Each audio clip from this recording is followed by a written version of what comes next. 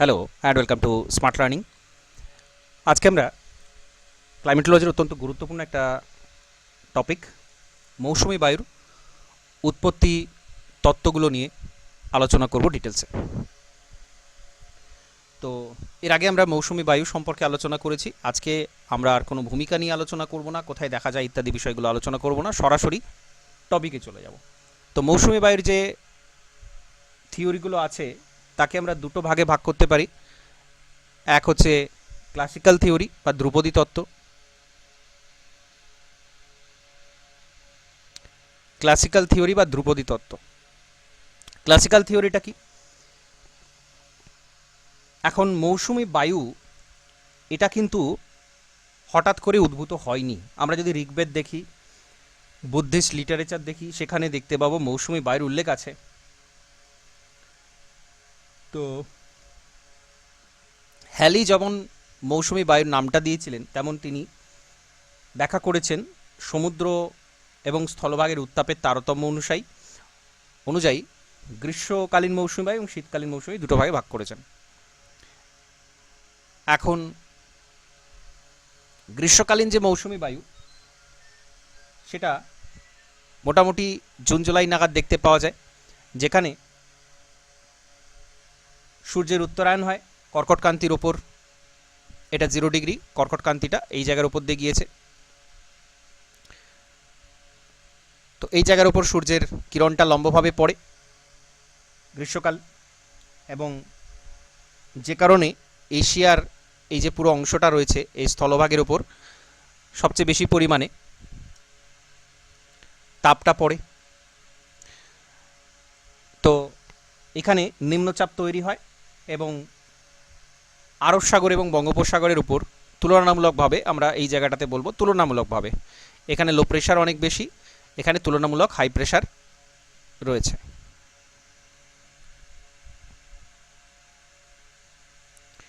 তো high pressure থেকে লো প্রেশারের দিকে বায়ুপ্রবাহ হয় আমরা জানি। তো স্বাভাবিকভাবে সেই নিয়মে ধ্রুপদী তত্ত্বতে গ্রীষ্মকালে এইভাবে মৌসুমী বায়ুর উৎপত্তি হয়। আর শীতকালে সূর্যের দক্ষিণায়ন হয়,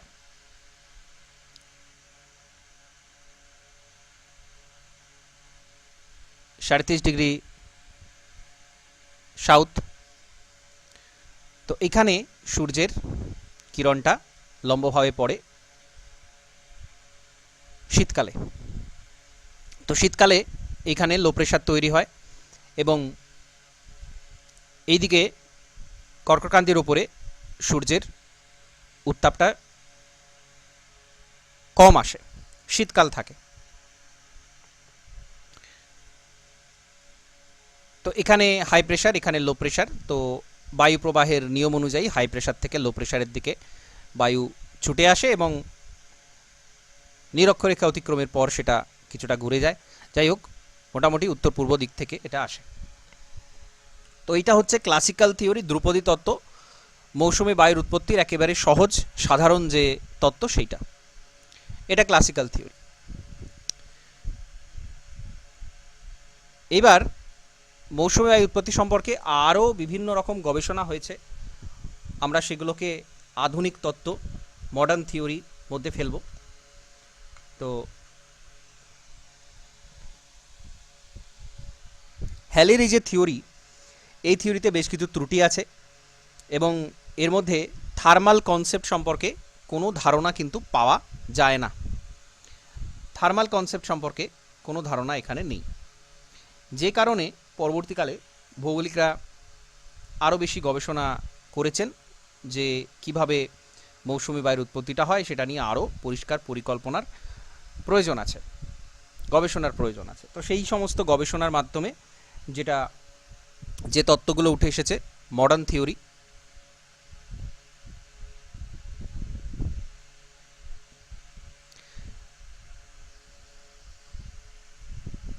প্রথম সেটা হচ্ছে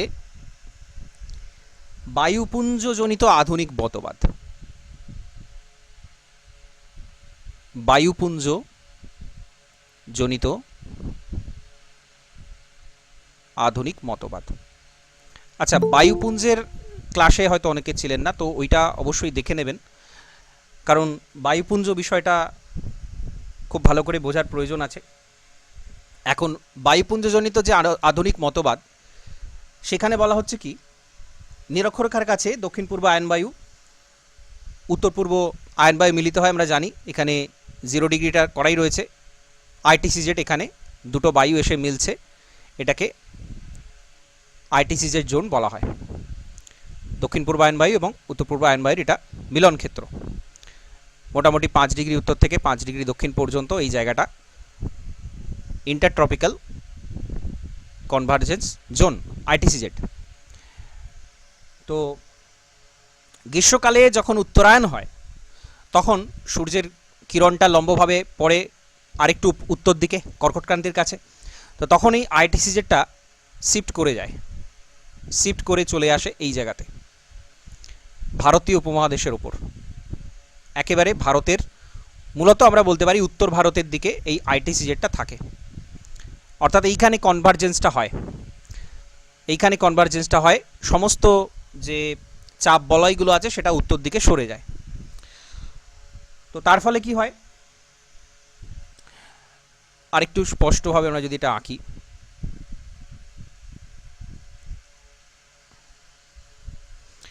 ভারতীয় উপমহাদেশে আমি ভারতের অংশটা নিয়ে দেখাচ্ছি।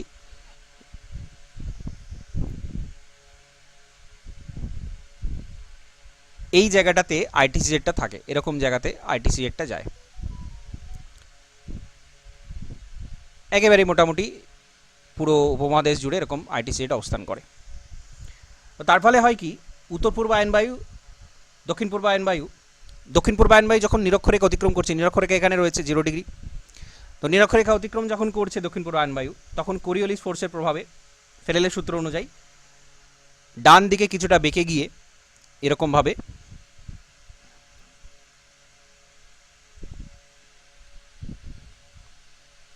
এইভাবে যাচ্ছিল, কিন্তু যেই নিরক্ষরেখা অতিক্রম করছে এটা এইভাবে বেঁকে যাচ্ছে।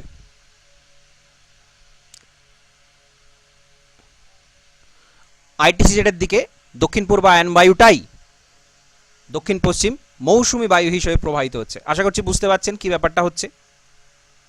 যেটা ছিল দক্ষিণ পূর্ব আয়নবায়ু, যেটা আইটিসিজেডের দিকে যাচ্ছিল, সেটাই ঘুরে যাচ্ছে কোরিওলিস বলের প্রভাবে, ফেরেলের সূত্র অনুযায়ী ডান দিকে বেঁকে যাচ্ছে, উত্তর গোলার্ধে যেই চলে আসছে 0 ডিগ্রির উপরে। এটাই বলছি আমরা দক্ষিণ পশ্চিম মৌসুমী বায়ু। আবার একইভাবে আইটিসিজেডটা শীতকালে দক্ষিণ দিকে সরে যায়, এটা গ্রীষ্মকালীন পরিস্থিতি ছিল, আইটিসিজেড দক্ষিণ দিকে সরে যায় শীতকালে। তো তখন উত্তর পূর্ব আয়নবায়ুটা উত্তর পূর্ব দিক থেকে উত্তর পূর্ব মৌসুমী বায়ু হিসেবে প্রবাহিত হয়।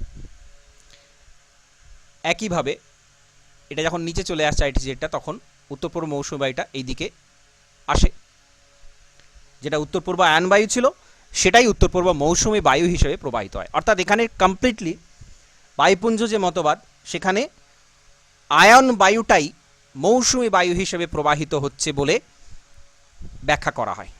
ওকে, তাহলে এই হচ্ছে বায়ুপুঞ্জজনিত মতবাদের ব্যাখ্যা। এবার যেটা দেখব সেটা হচ্ছে হিট ল।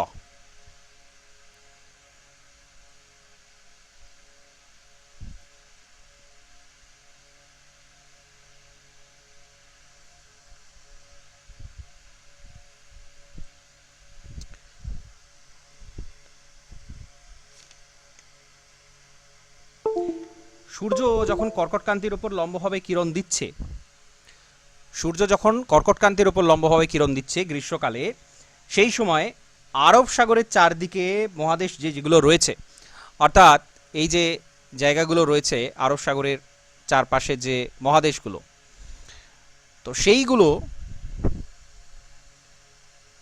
সৌরতাপের সাথে যোগ হয়, ভূপৃষ্ঠ থেকে যে বিকিরিত তাপ, অতিরিক্ত তাপ বিকিরণ হয়ে যায় আমরা জানি, সেইটা দুটো যুক্ত হয়ে যায়, যেটা কিনা বিপুল পরিমাণ যে তাপ তৈরি করে একটা নিম্নচাপ জোন তৈরি হয়ে যায়, যেটা সোমালিয়া থেকে শুরু করে আরব সাগর হয়ে ভারত পর্যন্ত প্রসারিত হয়। অর্থাৎ এই যে জায়গাটা, আরব সাগরের আশপাশের এই যে জায়গাটা, এই জায়গাটাতে ব্যাপক পরিমাণে লো প্রেশার তৈরি হয়, লো প্রেশার জোন তৈরি হয়। এইটাকে বলা হচ্ছে হিট ল। হিট ল, হিউজ হিউজ পরিমাণ এখানে টেম্পারেচার তৈরি হয়, যেটা মৌসুমি বায়ুর সূচনা করে। অর্থাৎ এখানেও খুব সহজভাবে ব্যাখ্যা করা হয়েছে যে স্থলভাগটা অত্যন্ত তাপটা বেশি হয়ে যাচ্ছে এবং জলভাগ থেকে তাপ বেশি হওয়া মানে সেখানে লো প্রেশার, জলভাগটা তুলনামূলক হাই প্রেশার এবং হাই প্রেশার থেকে লো প্রেশারের দিকে সাধারণ নিয়মে বায়ু প্রবাহিত হয়, সেইভাবেই এখানে মৌসুমের উৎপত্তি হচ্ছে। এটা হিট লতে বলা হয়। এবং হিট ল এটা মনে রাখবেন যে এখানে কিন্তু আরব সাগরের চারিদিকে যে টেম্পারেচার, সেই টেম্পারেচারের কথাই এখানে বলা হচ্ছে। ওকে, হলো। এবার আরেকটা তত্ত্বতে চলে যাব, সেটা হচ্ছে ম্যাসকারেন হাই। এটা অনেক গবেষণা করেছেন অনেকে। তারা বলছেন মৌসুমি বায়ু যখন প্রবাহ শুরু হয় তখন দক্ষিণ গোলার্ধ থেকে বিষুবরেখা অতিক্রম করে ভারতের দিকে এগিয়ে যাওয়া একটা বায়ু, তার সাথে একটা সম্পর্ক রয়েছে। মাদাগাস্কারের কাছে, এই যে মাদাগাস্কার দ্বীপ, এখানে মাদাগাস্কার রয়েছে, গ্রিনল্যান্ডের পরে সবচেয়ে বড় দ্বীপ মাদাগাস্কার, আফ্রিকার ঠিক পূর্ব উপকূলে মাদাগাস্কার। তো এই মাদাগাস্কার উপকূলে একটা অ্যান্টি সাইক্লোন তৈরি হয়, হাই প্রেশার তৈরি হয়, হাই প্রেশার জোন তৈরি হয়। এবং হাই প্রেশার জোন যদি যথেষ্ট ভালো হাই প্রেশার হয় তাহলে সেখানে কি হয়, অ্যান্টি সাইক্লোন তৈরি হয়। অর্থাৎ এই জায়গা থেকে বায়ু চলে যায় নিম্নচাপের দিকে। এবং নিম্নচাপ কোথায় রয়েছে? গ্রীষ্মকালের নিম্নচাপ রয়েছে ভারতীয় উপমহাদেশের আশপাশে। ঠিক সেই সময়, অর্থাৎ আমরা বর্তমান সময়টার সাথে তুলনা করতে পারি, অ্যাট প্রেজেন্ট বর্তমান সময়টা, এই সময় কি হয়, এই ব্যাপক হারে এখানে লো প্রেশার রয়েছে, ব্যাপক হারে লো প্রেশার রয়েছে এবং এখানে একটা হাই প্রেশার রয়েছে, ম্যাসকারেন হাই। এখান থেকে বায়ু প্রবাহিত, একদম তীরচিহ্ন দিয়ে দেখানো আছে বায়ুটা কীভাবে ঢোকে। এবং যেহেতু এখানে 0 ডিগ্রি অতিক্রম করছে ফেরেলের সূত্র অনুযায়ী, এটা উত্তর গোলার্ধ, নর্দার্ন হেমিস্ফিয়ার, তাহলে এখানে বায়ু ডান দিকে বেঁকে প্রবাহিত হয়, অর্থাৎ এইভাবে যেতে যেতে এভাবে বেঁকে যাচ্ছে। এটাই হচ্ছে দক্ষিণ পশ্চিম মৌসুমী বায়ুর সূচনা, ম্যাসকারেন হাই। ওকে, ম্যাসকারেন হাইটা মনে রাখবেন। এর আগে অনেক হাই প্রেশারের কথা বলা হয়েছে, কিন্তু ম্যাসকারেন হাই আলাদা করে উল্লেখ্য এখানে। তো এটা থেকে এমসিকিউ কোয়েশ্চেন হতে পারে, তৈরি হতে পারে। তো এটা হচ্ছে এর সহজ ব্যাখ্যা। এবার আমরা কোটেশ্বরামের মতবাদ দেখব। পি কোটেশ্বরাম, উনি একজন বিখ্যাত আবহবিদ।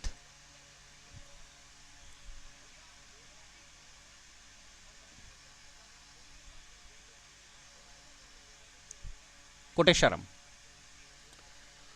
উনি বলছেন তিব্বত মালভূমি এবং মৌসুমী বায়ুপ্রবাহের মধ্যে একটা দৃঢ় সম্পর্ক রয়েছে। তিব্বত মালভূমি সম্পর্কে এর আগের দিন আমরা আলোচনা করেছি যে তিব্বত মালভূমি যেটা রয়েছে ভারতের ঠিক উত্তরে হিমালয় পার হয়েই তিব্বত মালভূমি রয়েছে। এখানে আমি উপমহাদেশের অংশটা আঁকছি, ভারতের অংশটা এখানে রয়েছে, ভারতের দক্ষিণ দিক, এবং এইভাবে চলে যাচ্ছে উপমহাদেশ, এইভাবে চলে যাচ্ছে।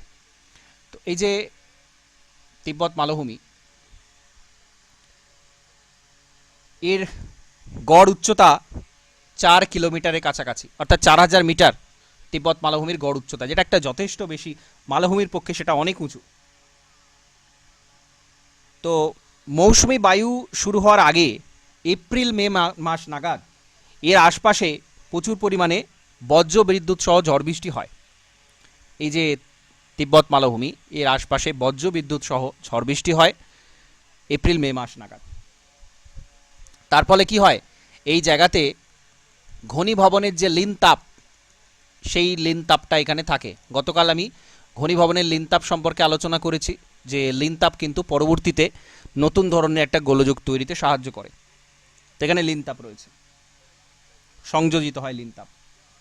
এবং এইখানে তিব্বত মালভূমিতে বরফের আস্তরণ নেই, যে কারণে এই জায়গাতে একটা হিট আইল্যান্ড, এটাকে কি বলা হচ্ছে? Hit island, hit island.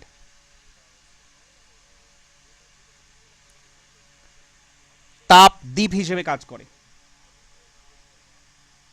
তো সেই কারণে এখানে তাহলে তাপদ্বীপ মানে কি, এখানে একটা লো প্রেশার তৈরি হবে, ব্যাপক হারে লো প্রেশার তৈরি হবে, যেটা কিনা মৌসুমি বায়ু প্রবাহের সূত্রপাত ঘটায়। ঠিক আছে, এটা হচ্ছে কোটেশ্বরমের মতবাদ। উনি তিব্বত মালভূমিকে দায়ী করেছেন এই বায়ু, মৌসুমি বায়ু প্রবাহ সূচনার পিছনে সম্পূর্ণভাবে উনি তিব্বত মালভূমিকে দায়ী করেছেন। এটা হলো। এবার আর একটা মনেক্স, মনেক্স সম্পর্কে আপনাদের কম বেশি ধারণা আছে। মনেক্স, মনেক্স কি একটু বলুন? মনেক্স কি?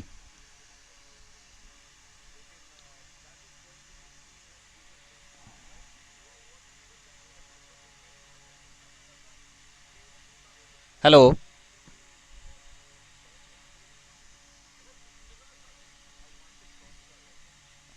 খুব কমন প্রশ্ন একটা।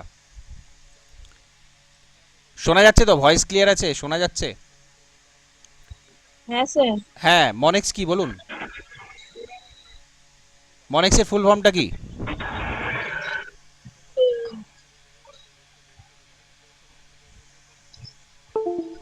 Monsoon experiment.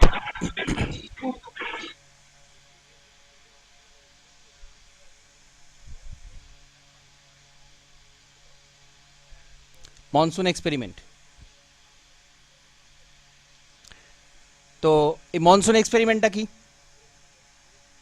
1979 সালে, 1979, এই সালটা মনে রাখবেন, এমসিকিউ প্রশ্ন হতে পারে।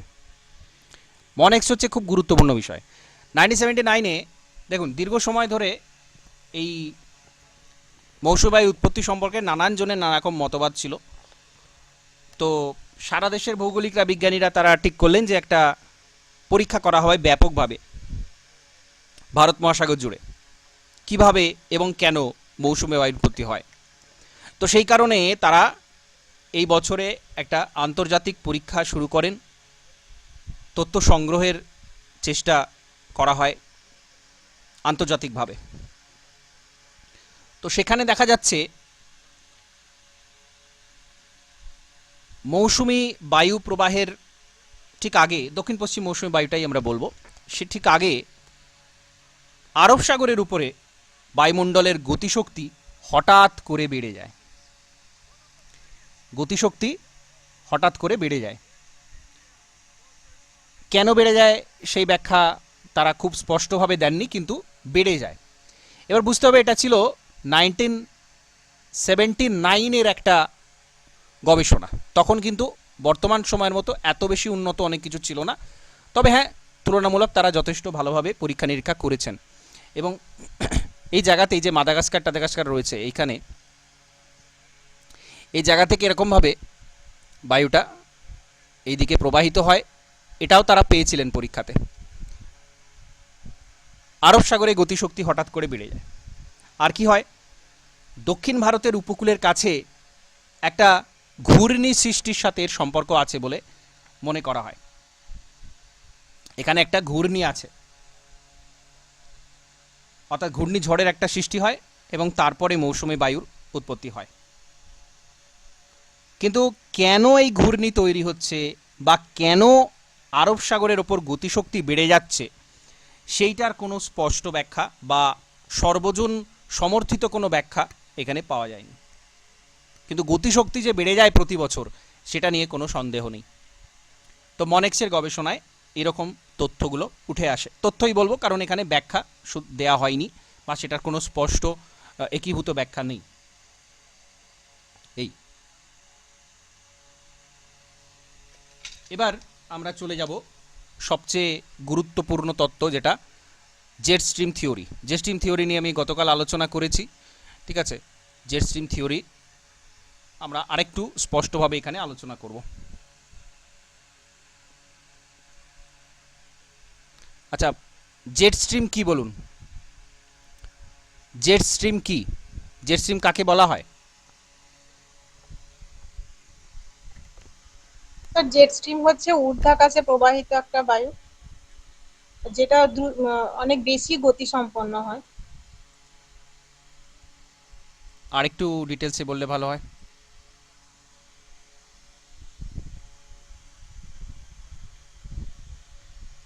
কত উঁচুতে প্রবাহিত হয় এটা?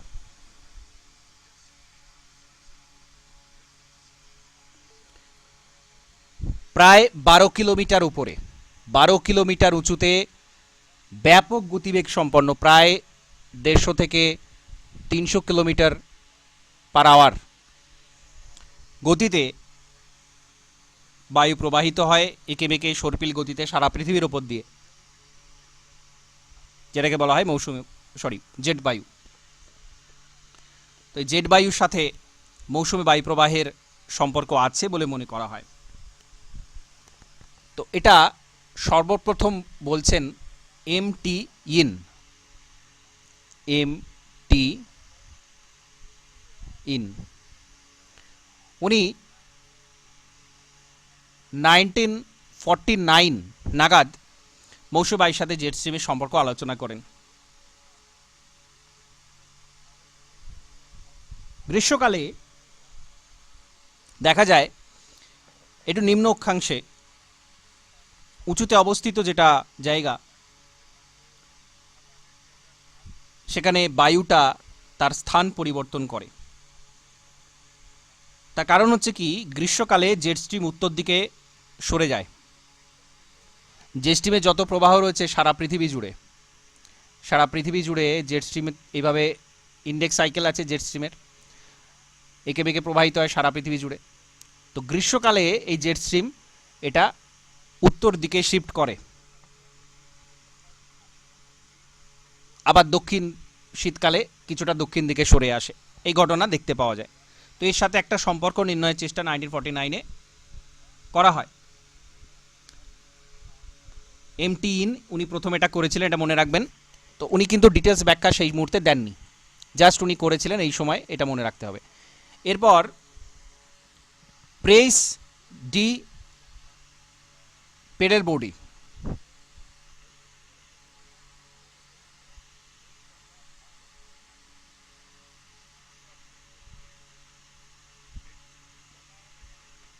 উনি বলছেন শীতকালে যে পশ্চিমা জেট বায়ু সেটা হিমালয়ের দক্ষিণ ঢাল বরাবর প্রবাহিত হয়, গ্রীষ্মকালে এটা আবার উত্তর দিকে শিফট করে যায়।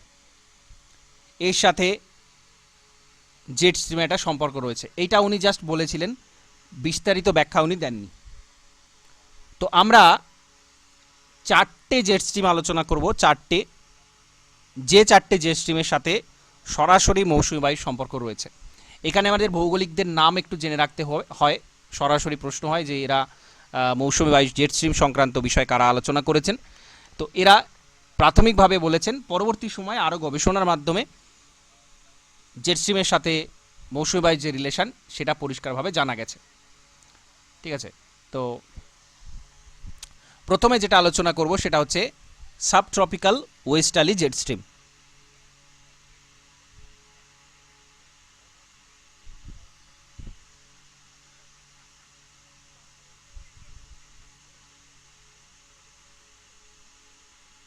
সাবট্রপিক্যাল ওয়েস্টার্লি জেট স্ট্রিম, তো আচ্ছা, এটাও আমি গতকাল কিছুটা বলেছিলাম।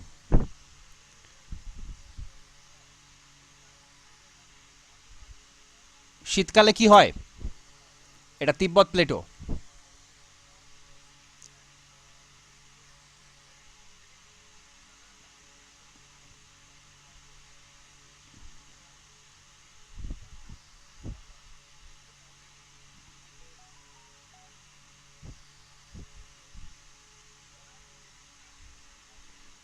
তো শীতকালে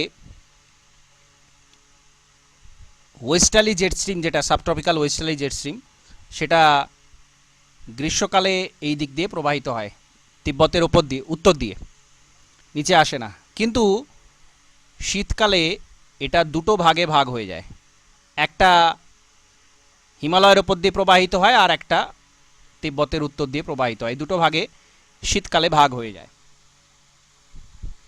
এবং এই জায়গা থেকে হিমালয়ের উপর দিয়ে যখন প্রবাহিত হয় তখন বায়ু নিমজ্জিত হয়, অর্থাৎ এটা প্রায় 10-12 কিলোমিটার উপর দিয়ে প্রবাহিত হচ্ছে। ধরা যাক এটা হিমালয় পর্বত এবং এর অনেক উপর দিয়ে জেট বায়ু প্রবাহিত হচ্ছে। 10-12 কিলোমিটার উপরে হিমালয় প্রায় 9 কিলোমিটার উঁচু। তো এরকম জায়গা দিয়ে প্রবাহিত হতে হতে বায়ু এখানে নিমজ্জিত হয়, নিচের দিকে আসে, নিচের দিকে বায়ুটা আসে। এবার এইটা এত উঁচুতে প্রবাহিত হচ্ছে মানে এটা কিন্তু অত্যন্ত ঠান্ডা একটা বায়ু, টেম্পারেচার অনেক কম। তো সেই ঠান্ডা বায়ুটা যখন আসছে এখানে, এই জায়গাতে কিন্তু একটা নিমজ্জনের ফলে লো প্রেশার তৈরি হচ্ছে। এই জায়গাতে ব্যাপক পরিমাণে হাই প্রেশার তৈরি হচ্ছে, কারণ ঠান্ডা বায়ু, হাই প্রেশার। হিমালয় পাদদেশ জুড়ে, হিমালয় পার্বত্য অঞ্চল জুড়ে একটা হাই প্রেশার তৈরি হচ্ছে বায়ু নিমজ্জনের কারণে।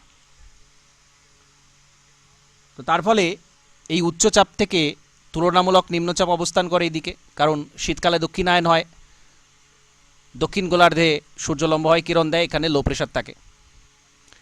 তো সাধারণ নিয়মে এখান থেকে বায়ু এইভাবে লো প্রেশারের দিকে ছুটে যায়, যেহেতু উত্তর গোলার্ধ ডান দিকে বেঁকে প্রবাহিত হয়। ঠিক আছে, এটা মনে হতে পারে ডান দিক কী করে হলো, বায়ু প্রবাহের দিকে মুখ করে দাঁড়ালেই বোঝা যাবে কেন এটা ডান দিক। বায়ু যেদিক থেকে প্রবাহ হয় সেদিকে থেকেই মুখটা ঘুরিয়ে থাকতে হবে, তাহলে আমরা বুঝতে পারবো যে এটা ডান দিকেই প্রবাহিত হচ্ছে, উত্তর গোলার্ধে ডান দিকে বেগে প্রবাহিত হচ্ছে। সেই কারণে এটা আমরা দেখব উত্তর পূর্ব দিক থেকে আসছে। তো এই ঘটনা ঘটে, খুব সাধারণ ঘটনা, খুব সহজ ঘটনা, যে স্ট্রিম থেকে বায়ু নিমজ্জন হয়, অত্যন্ত ঠান্ডা বায়ু হাই প্রেশার তৈরি করে এবং হাই প্রেশার থেকে লো প্রেশারের দিকে সাধারণ নিয়মে বায়ু প্রবাহিত হয়, সেটাকে আমরা বলছি উত্তর পূর্ব মৌসুমী বায়ু। অর্থাৎ শীতকালীন মৌসুমী বায়ু প্রবাহের সাথে সাবট্রপিক্যাল ওয়েস্টার্লি জেট স্ট্রিমের সরাসরি সম্পর্ক রয়েছে। আর ট্রপিক্যাল ইস্টার্লি জেট বা ক্রান্তীয় পূবালি জেট বায়ু গ্রীষ্মকালে, এটা শীতকালের ঘটনা, গ্রীষ্মকালে কি হয়,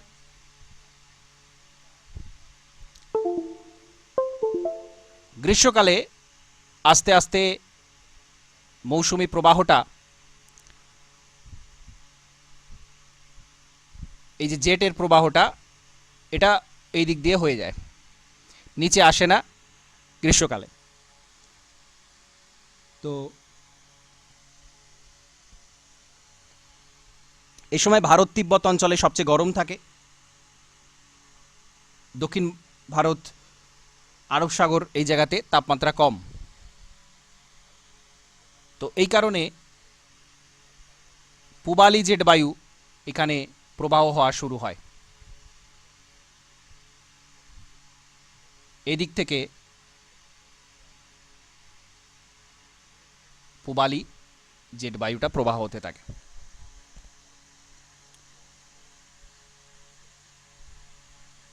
এখন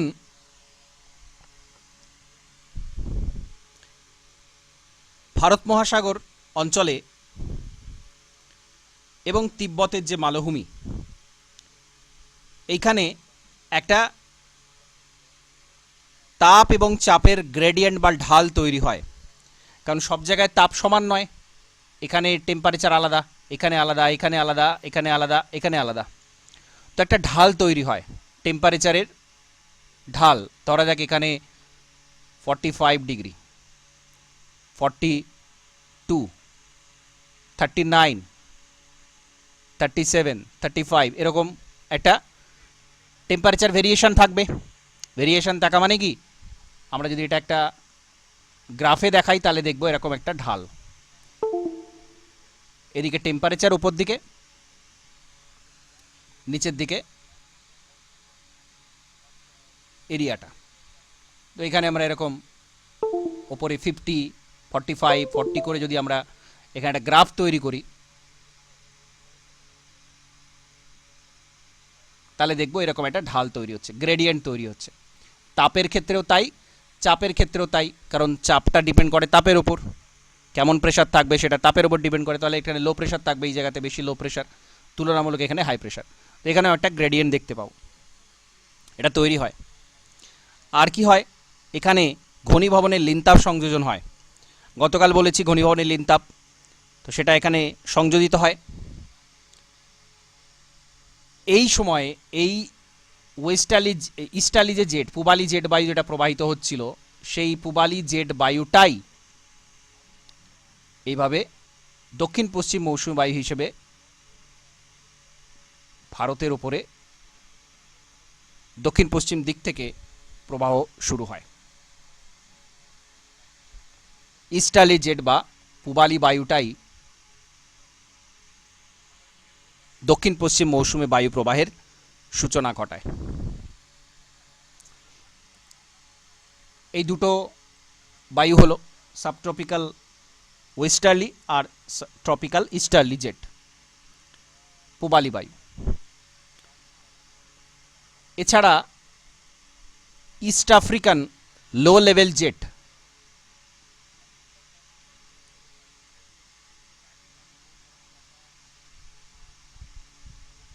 ইস্ট আফ্রিকান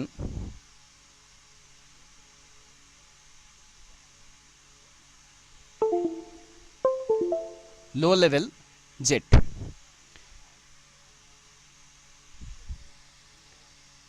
এটা কেনিয়া, সোমালিয়া এইসব জায়গা থেকে শুরু করে আরব সাগরে প্রবেশ করে ভারতের উপকূলে এসে পৌঁছায়। ঠিক আছে, আফ্রিকা থেকে আসছে, পূর্ব আফ্রিকা থেকে, সোমালিয়া বা কেনিয়া এগুলো পূর্ব আফ্রিকার অংশ দেশ।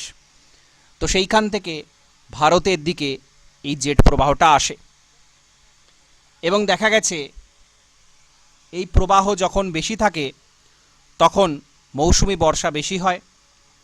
যখন ইস্ট আফ্রিকান লো লেভেল জেটের শক্তিশালী পর্যায়ে থাকে তখন মৌসুমি বর্ষা বেশি হয়, দুর্বল থাকলে বৃষ্টিপাত কম হয়।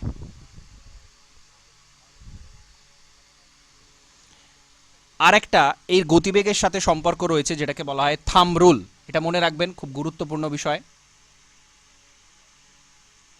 থাম্ব রুল, থাম্ব রুল কি? আরব সাগরে সমুদ্রের বায়ুর গতিবেগ যদি বাড়ে, আরব সাগরে বায়ুর গতিবেগ যদি বাড়ে, সমুদ্রের ওপরের বায়ুর গতিবেগ যদি বাড়ে, তার ৩৬ ঘন্টা পরে ভারতবর্ষের পশ্চিম উপকূলে ব্যাপক বৃষ্টিপাত হয়। এইটাকে বলা হয় থাম্ব রুল। কিছুই না, যেহেতু দক্ষিণ পশ্চিম দিক থেকে আরব সাগর থেকে শাখাটা প্রবেশ করছে ভারতে, খুব স্বাভাবিক আরব সাগরে যদি গতিশক্তি বাড়ে, বায়ু যদি জোরে প্রবাহিত হয়, তাহলে সেটা প্রচুর জলীয় বাষ্প সহ ভারতের পশ্চিম উপকূলে প্রবেশ করবে এবং সেখানে পশ্চিমঘাট পর্বত আছে, ধাক্কা লাগলেই ব্যাপক পরিমাণ বৃষ্টি হবে। ঠিক 36 আওয়ার্স পরে, ৩৬ ঘন্টা পরে এই বৃষ্টিটা হয়, যখন থেকে বায়ুর গতি বাড়ে তার ৩৬ ঘন্টা পরে।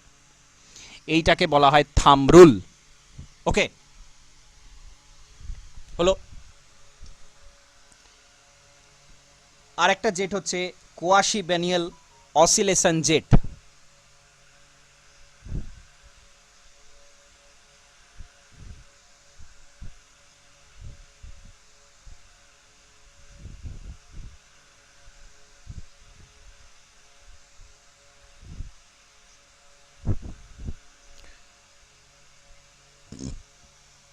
এটা অনেকটা ওপরে, নিরক্ষরেখার উপরে 23 কিলোমিটার উচ্চতায় দেখা যায়। তো জুলাই আগস্টে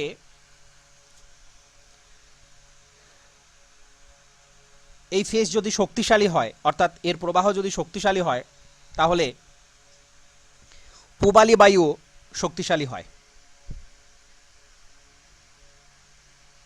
এবং ব্যাপক পরিমাণে বৃষ্টি দেখতে পাওয়া যায়। তো কোটেশ্বরম, আরও বানসাল, এরকম আরও কিছু ভারতীয় বিজ্ঞানী তারা কোয়াসিবেনিয়াল অসিলেশন জেটের সাথে মৌসুমী বায়ুর 2 বছরের একটা চক্র আছে বলে মনে করেন। বাইয়ানিয়াল অর্থাৎ প্রতি 2 বছর। তো এই জেট প্রবাহ পূবালি জেটকে শক্তিশালী করে দেয়। এটা অনেক উঁচুতে প্রবাহিত, এই জেটটা 23 কিলোমিটার উপরে প্রবাহিত হয় নিরক্ষরেখার উপরে। এর শক্তিশালী থাকলে পূবালি জেটটাও শক্তিশালী হয়ে যায়, রিলেশন রয়েছে এর সাথে পূবালি বায়ু। তো এটাই হচ্ছে কোয়াশি বাইয়ানিয়াল। বাইয়ানিয়াল অর্থাৎ 2 বছর অন্তর যেটা আসে সেটাকে বাইয়ানিয়াল বলা হয়, অসিলেশন জেট। এটা মনে রাখবেন, এই দুটো গুরুত্বপূর্ণ। তাহলে এই ঘটনা ঘটে এবং এই 4টে জেটের সাথে ডাইরেক্ট সম্পর্ক আছে মৌসুমি বায়ু। এবং শুধু তাই নয়, মৌসুমি বৃষ্টিপাত কতটা হবে সেটাও ডিপেন্ড করে এই সমস্ত জেটের শক্তিশালী পর্যায়ে চলছে না দুর্বল পর্যায়ে চলছে তার উপর। ওকে, তাহলে আজকে আমরা মৌসুমি বায়ুর উৎপত্তি সংক্রান্ত যে তত্ত্বগুলো প্রচলিত সেইগুলো সম্পর্কে জানলাম। এখন জেট স্ট্রিম থিওরিটাই সবচেয়ে বেশি প্রতিষ্ঠিত, যদিও একেবারে শুধুমাত্র বলা যায় না যে এই কারণেই হয়, গবেষণা এখনও চলছে বা বিভিন্নজন বিভিন্নভাবে এটাকে ব্যাখ্যা করেন। ওকে, এখান থেকে কিছু প্রশ্ন থাকলে জিজ্ঞাসা করতে পারেন। মোস্ট ইম্পর্ট্যান্ট একটা চ্যাপ্টার। পুরো ক্লাইমেটোলজিটাই নানান রকম থিওরি, নানা রকম কনসেপ্টে ভর্তি, একটার সাথে একটা কানেকশান আছে। তো প্রত্যেকটা অধ্যায়ে সব জায়গাতে খুব গুরুত্ব সহকারে পড়বেন, নাহলে কিন্তু মনে রাখতে পারবেন না বা কোরিলেট করতে পারবেন না। কনসেপচুয়াল কোয়েশ্চেন অনেক বেশি হবে এই অধ্যায় থেকে, খুব পরিষ্কার করে প্রত্যেকটা অধ্যায়ে প্রত্যেকটা অংশ বুঝতে হবে। ওকে, কিছু প্রশ্ন থাকলে জিজ্ঞাসা করতে পারেন।